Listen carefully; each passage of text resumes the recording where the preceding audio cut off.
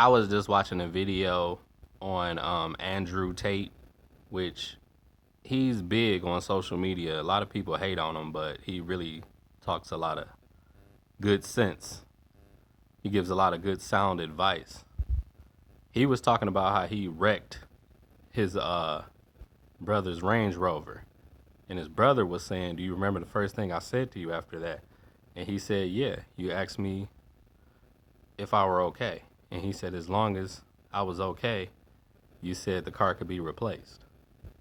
That kind of triggers me, y'all, because I've been in a good 3 or 4 accidents, and my mom, she likes to try to be funny. When she's not funny, she'll have my father come to the accident. When in this in particular accident, the car used to be my father's car, but she got him a new car and gave me his old car.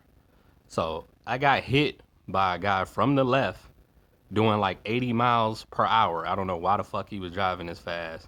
Hit me, and this is one of them instances where I think it was divine intervention. Like, I felt like one of my angels literally came down at that exact moment and wrapped their wings around me so I wouldn't get hurt in that accident.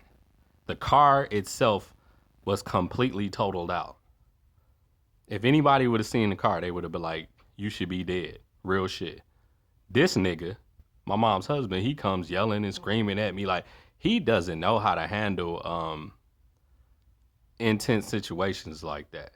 So he's got a real effed up attitude when it comes to, are you okay? Are you alright? He don't really show compassion and care and love like one would believe a father should, in my opinion. So he's yelling and screaming and making the situation worse and all of that shit, and I'm just ignoring him. But it's just like, why do my mom always do shit like this? She knows that he can't handle stuff like that, but yet she always tries to send him to handle it.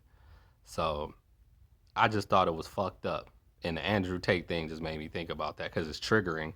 Like, he cared more about that punk ass car than me not being fucking crippled and not being injured in an accident. You know, by the grace of God, I walked away from that accident with no scratches, no injuries, but still, it's just, nigga, you don't give a fuck. And then it's like, my mom tries to act like she's mind boggled on why I don't get along with him when it's so fucking obvious. You know, I go off of how people treat me. So if you give a fuck about that punk ass car and not me, then that says everything about your personality to me. But I know this, for future reference, I will never accept another car that used to belong to him, that he's put his hands on, because I believe I got the Midas touch. Everything I touch turns to gold. And it's the opposite for my father. Everything he touches is cursed to me. So just the fact that it was his car prior to being my car is like, who's to say that cursed energy wasn't all over that car anyway? It was destined for that car to be wrecked, even if not by me. So, knowing that, it makes sense why I treat people accordingly in my family. It's like, what you're calling love and care and compassion is really not. So I have a different definition of love, care, and compassion, and I know it when I see it. I've had it happen before. And it's sad that I have more people that are not biologically related to me that show me love, care, compassion, respect than the people who are supposedly related to me. I even got a cousin, a first cousin, who this nigga be calling me a crash test dummy and shit. He tries to make light of a life and death situation when, like, motherfucker, you not funny to me.